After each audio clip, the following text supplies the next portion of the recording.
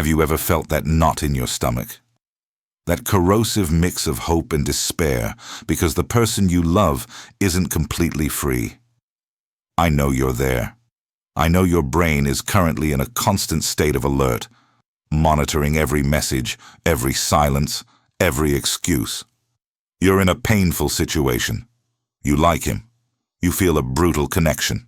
Your head tells you he's the one, but reality hits you hard. There's another person. Maybe it's an ex, orbiting like a satellite that won't completely crash. A current partner with whom nothing is happening anymore, but it's complicated. Or a phantom commitment he says he doesn't know how to get out of. Your amygdala, that small structure in your brain responsible for detecting threats, is screaming a solution at you right now. Your survival instinct tells you to take control, to give him an ultimatum.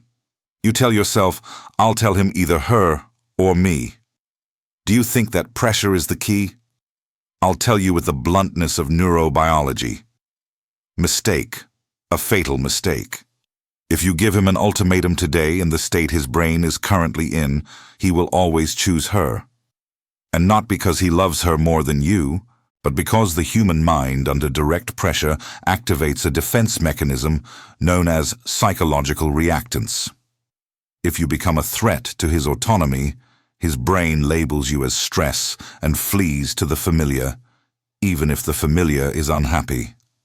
Obligation always loses to desire, but it wins against pressure. Listen to me carefully.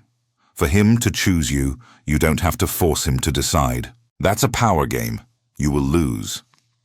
What you have to do is hack his reward system. You have to make the idea of losing. You activate a much greater suffering in his anterior cingulate cortex, the area of physical pain, than the immense bureaucratic and emotional mess of leaving her. Today, we won't talk about cheap manipulation. We'll talk about applied neuroscience. I will teach you the strategy of absolute contrast. We will deactivate his logical defense mechanisms and speak directly to his limbic system. If you stay until the end, you will understand why you've been playing your cards wrong, and how starting today, you'll stop competing to become the only biologically viable option for his brain. Welcome to the psychology of choice. To understand how to win this game, you must first understand the board. And the board is his mind. Many women torment themselves with one question. If he tells me he's not happy with her, if he says he doesn't love her anymore, why does he stay? Why does he go back home every night? Here is where neuroscience comes in to slap you with reality.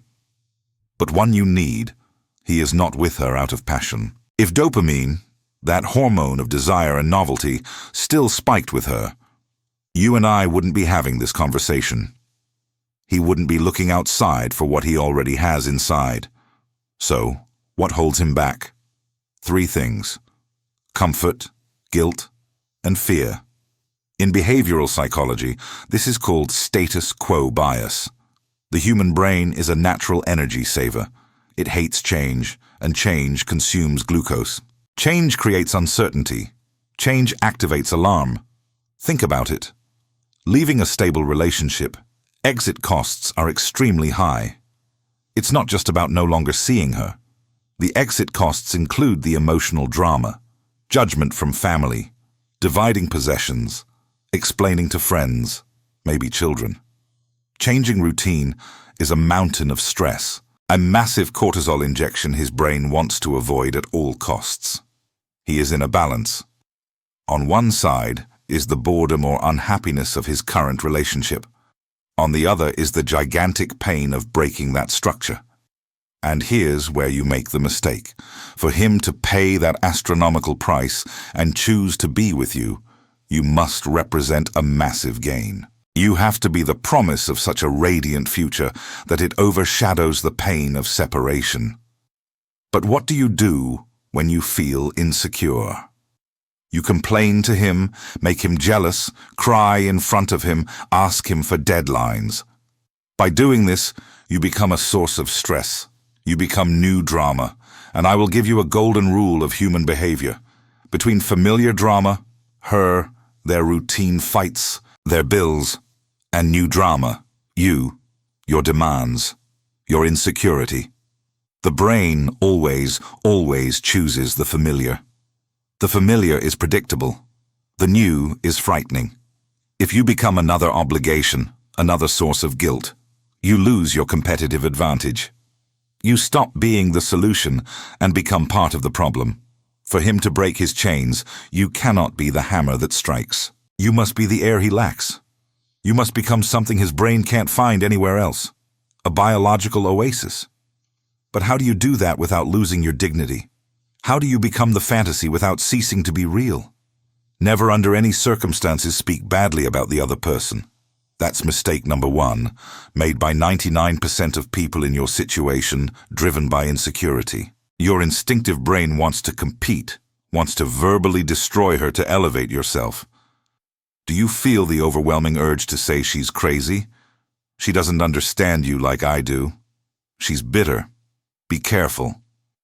If you give in to that impulse and criticize her, two psychologically catastrophic phenomena happen for you. First, you immediately lower your status. Destructive criticism is the language of inferiority. A high-value person doesn't need to dim someone else's light to shine. If you attack her, you communicate to his subconscious that you feel threatened by her and thus confirm the power she holds. Second, you activate his defensive loyalty. Even if he complains about her, even if he tells you he can't stand her anymore, she is still part of his life structure. Perhaps the mother of his children or his long-term partner. She is an extension of his identity. If you attack his past choice, you indirectly attack his judgment and his ego. Instinctively, he will defend her even if silently and build an invisible barrier between you and him. Understand this well. You are not competing with her in a boxing ring. You are in a completely different neurological category. You are not rivals. You are opposing concepts in his mind. She represents reality. She is the bills, the logistics, the routine, the fatigue of daily life, the household arguments. She is reality with all its weight. You are the fantasy. You are pure dopamine, the novelty, the projection of a happier self, freer and more alive. You are peace, desire, and potential future. You hold absolute power as long as you remain in this role of unattainable fantasy. It's a privileged place in his mind. But listen carefully, because this is critical. If you try to force things and become a demanding reality before it's time, if you start demanding, controlling schedules, making scenes, you immediately lose your magic. You voluntarily descend from the pedestal of fantasy and step into the mud of reality. And in the mud of routine and conflict, she has far more seniority and resilience than you do. If you become reality before he chooses you, you lose.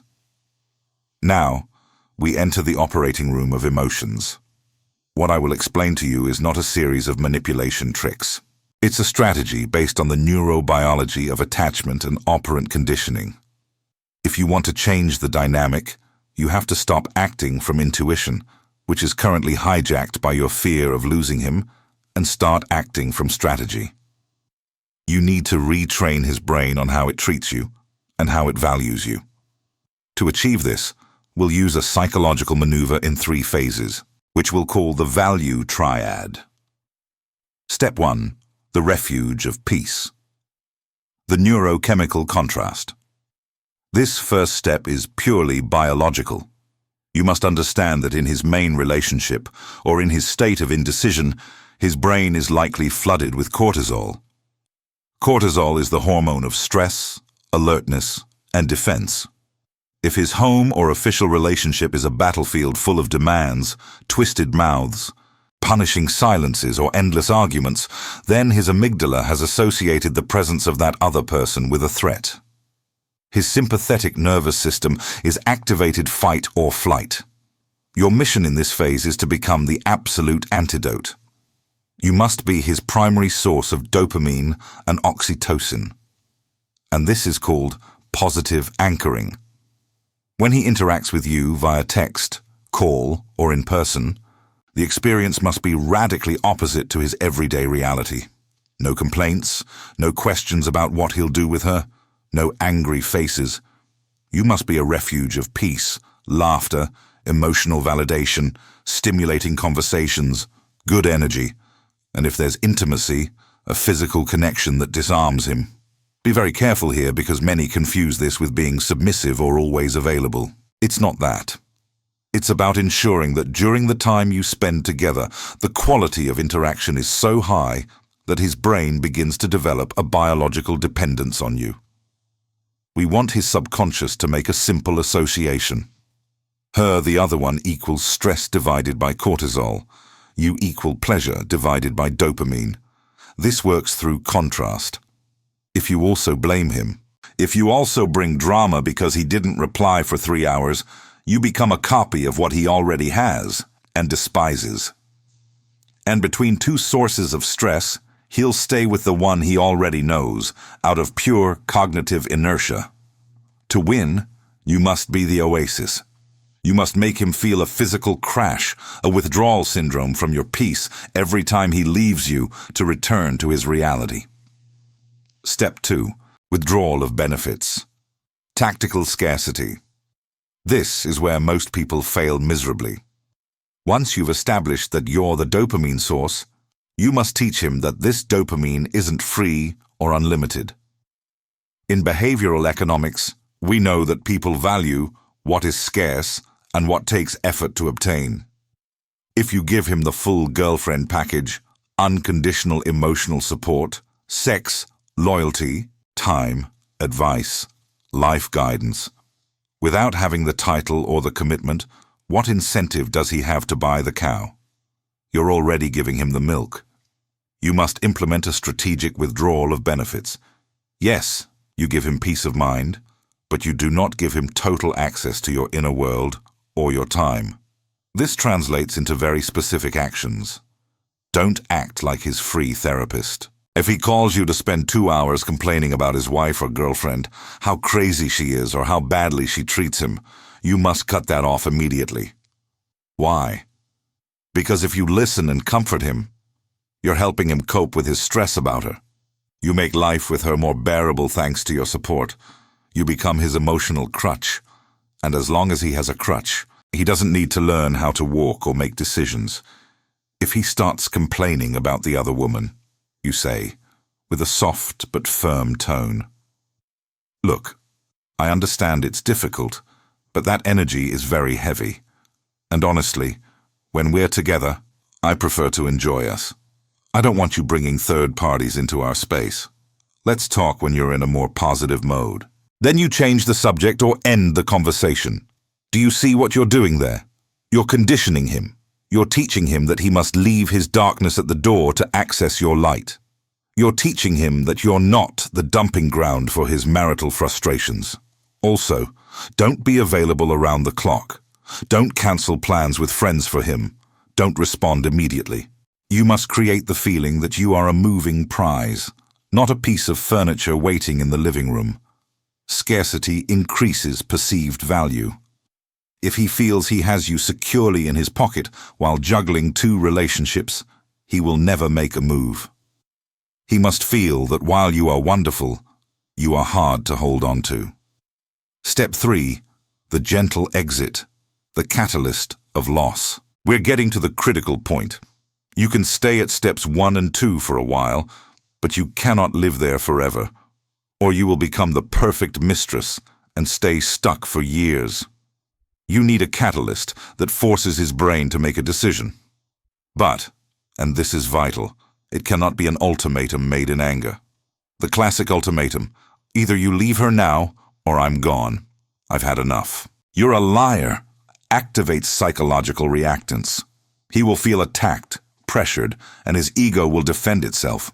He'll see you as another person making demands and will likely pull away and justify it by saying you're suffocating him. The correct strategy is the gentle exit. It's a high-value statement that doesn't attack what he's doing. It defends who you are. Use the principle of loss aversion. Humans are evolutionarily programmed to suffer twice as much from a loss as from a gain of equal value. You must trigger his fear of losing you, not his fear of being yelled at. The conversation must be calm, looking him in the eyes, maybe during a good moment, not during a fight. And the script should go roughly like this. I love what we have. Really, I love you. And the connection between us is something I don't find every day. You make me happy in many ways, but I've been thinking, and I love myself too much to accept being an option in someone's life or a secret. I know I deserve to be an absolute priority, a plan A in the light and in plain sight. I understand your situation, and I really do. I respect it, and I don't judge you. I know it's complicated, but my path is going in a different direction. So with all the pain in my heart, I'm going to move on with my life. I need to step away to make space for what I truly deserve. If one day you sort your situation and you are completely free and 100% available, look for me. If I'm still single, I'd love to really try. But until then, it ends here. Analyze the power of that message. There are no accusations, no insults toward the other woman. There is affirmation. I love you, but there's a steel boundary. I love myself more. You're telling him, you're great, but I'm better. You're taking the offer off the table. You're telling him the door isn't locked, but you're no longer waiting at the threshold. You walk away. That creates an existential void instantly. You go from being the girl who waits to the woman who respects herself and walks away. And that, dear friend, is enormously attractive and simultaneously terrifying to his ego. This is where his fantasy of having it all, her for security, you for pleasure, shatters. You force him to face reality. The cost of not deciding now means losing you forever. And since in step 1 you ensured you became his greatest source of happiness, the prospect of losing that dopamine source will hurt more than the laziness of maintaining the status quo. Here, at this precise moment of vertigo, is where the game truly begins. This is where everything changes. This is where most people break down. And that's why most people lose. You've dropped the bomb of the gentle exit. You told him you value yourself too much to be an option, and you walked away. You closed the door, and now you disappear.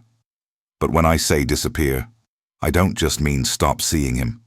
I mean a total digital and energetic shutdown. The tactical silence. And I want you to be very attentive, because what will happen in the next few days is an invisible but brutal neurochemical battle taking place entirely inside his skull. Up until this moment, you were a certainty for him. Even if he had doubts, even if he was confused, you were his safety net. His ego fed on the knowledge that you were there, waiting, available, desiring him. That certainty gave him control. But by stepping back and maintaining absolute silence, you pulled the ground out from under him. You triggered what we call in neuroscience a reward prediction error. His brain expected you to wait for a counteroffer after your speech, or that you'd message him 2 days later asking, "Are you okay?" That's what a dependent person would do. By not doing it, you break the pattern. And the human brain is a pattern-seeking machine. When a pattern breaks, attention shoots up to 100%. You stop being a safe option and become a threatening mystery. Let's analyze what happens to him minute by minute, day by day, in this void you've created. In the first days, his ego will try to protect him. He'll think this will pass. She's upset. In a few days, she'll message me. That's denial, but you keep silent. 3 days pass, 5 days, a week. Now his limbic system starts to panic. Remember that you had become his main source of dopamine in the previous phase. Well, now you've suddenly cut off the supply. He experiences a real physical withdrawal syndrome. His brain desperately searches for the dose of well-being you gave him. The laughter, the peace, the sex, the validation. And when it doesn't find it, do you know what it does find? It finds itself alone with his reality. And remember, his reality is the other woman, the problems, the routine, the stress, before he could tolerate his unhappy relationship because you were his escape valve. When he argued with her, he texted you, You replied lovingly, and he calmed down. You were his painkiller. You kept his dead relationship functioning because you gave him the energy to endure it. But now the painkiller is gone. Now every argument with her feels 10 times heavier. Every moment of boredom is unbearable without you to cushion the blow. The misery of his current life hits him with full rawness. The contrast becomes unbearable. He begins to associate his current unhappiness not with your absence, but with her presence. He starts to think, I'm unhappy here. And amid this misery, the most powerful psychological phenomenon in your favor takes place. The Zeigarnik effect. This effect posits that the human brain remembers unfinished tasks much better than finished ones. By leaving and keeping the door open, if you free yourself, seek me without resolving the situation, you've become an open loop in his mind. You're an unfinished story, and the brain hates open loops. It needs to close them. That's why he can't stop thinking about you. He idealizes you. The distance erases your flaws and magnifies your virtues. He starts remembering only the good, your scent, your laughter, the peace he felt with you. You become a ghost haunting every corner of his house. He looks at his phone and expects your name. And that empty screen gives him anxiety. But beware, because now the most primitive evolutionary fear of men kicks in. Sexual competition and fear of loss. While you were asking for his attention, he knew you were his. But now that you've said, I love myself, and disappeared, his imagination starts torturing him with a dreadful question. What if there's someone else? You are a high-value woman. You made it clear you wouldn't wait. His logical brain concludes if she's not with me and she's incredible, she'll be with someone else soon. The idea that another man is touching what he considered his, the idea that someone else is enjoying that peace and passion he let slip away, activates a testosterone-fueled territorial reaction. The pain of losing you to an imaginary rival outweighs the fear of facing the breakup with his current partner. It is in this precise silence that the decision is born. Not while you scream at him, not while you send hints on Instagram. Not while you explain for the 1000th time why you two should be together. The decision is made in the solitude of his room when he stares at the ceiling at 3:00 a.m. and feels the coldness of your absence. It's crucial that you understand this. You cannot convince him with logic. You cannot negotiate desire. He has to feel the void. He has to feel that his life is objectively worse without you. He must hit emotional rock bottom. And for that to happen, you must be made of ice. If you like one of his photos, you lose tension. If you post sad stories with heartbreak songs so he knows you're suffering, you give him reassurance and ease his fear. You lose. If you ask a mutual friend about him, he'll find out and know you're still hooked. You lose. You must be a black hole of information. He must not know whether you're crying in your bed or dancing in a club with the love of your life. This uncertainty is what eats him alive. This uncertainty is the fuel that will drive him to take action. You're applying the principle of scarcity at its peak. People only truly value water when the well runs dry. You are dried up. Now he's thirsty, desperately thirsty, and there's only one way to quench it: break the barrier that keeps him from reaching you. At this moment, his brain performs a cost-benefit analysis at lightning speed. Cost of staying, eternal misery plus losing you forever. Acute pain, cost of leaving her, temporary drama plus winning you back. Massive reward. Thanks to your earlier contrast strategy, the reward of winning you back now shines with blinding intensity, while the pain of staying becomes unbearable. You've manipulated the variables in the equation so that the outcome becomes inevitable. But be prepared, because the internal pressure he now feels is like a pressure cooker with no release valve. And when that cooker explodes, it will explode hard. He won't come with a shy message. He'll break down your door. Or he will never come, because he's a coward who prefers to wilt in his comfort zone. In either case, you are about to be free.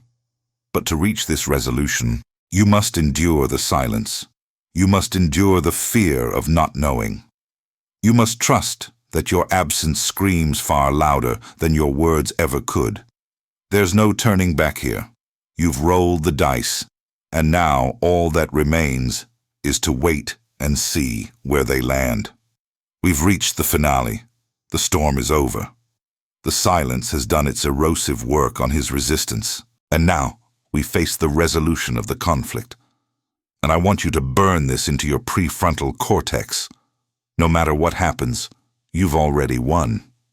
This strategy of absolute contrast and tactical silence is mathematically designed to eliminate ambiguity. Ambiguity is the cancer of your mental health. It's what keeps you up at night, what spikes your anxiety, and what ages your cells prematurely. By applying this strategy, you force reality to manifest in one of two possible forms. There are no third paths, no may. There is only truth A or truth B, and both, I promise you, are a victory for you. Let's analyze resolution A, the return of the hero. He couldn't bear the emptiness, the cognitive dissonance between I am unhappy in my reality and I have lost my source of happiness. You became deafening. At that moment, he gathers all his courage. He breaks through the wall of comfort, guilt, and fear and appears before you. Sometimes literally, sometimes in the form of a long message he rewrote 100 times before pressing send. He doesn't return as the same man who left. He comes back because life without you showed him the truth, that the safety he clung to was destroying him, and that the price of not losing you finally became greater than the pain of any consequence. His decision does not come from whim, impulse, or loneliness. It is the result of a neurochemical storm, an emotional collision between past and future, and you are the only place where his internal tension can resolve. Or the opposite happens. He doesn't come back. Not because you weren't enough, but because he doesn't have enough courage to change his own life. And therein lies your ultimate victory. Your silence revealed what words never could. His true worth, his capacity to love, his willingness to fight for something meaningful. If he doesn't return, you didn't lose a man. You saved years. The strategy did what it was designed to do. It destroyed the illusion and left only the truth. And with that truth, no matter how sharp it may be, you are finally free. Not to prove your worth, but to live.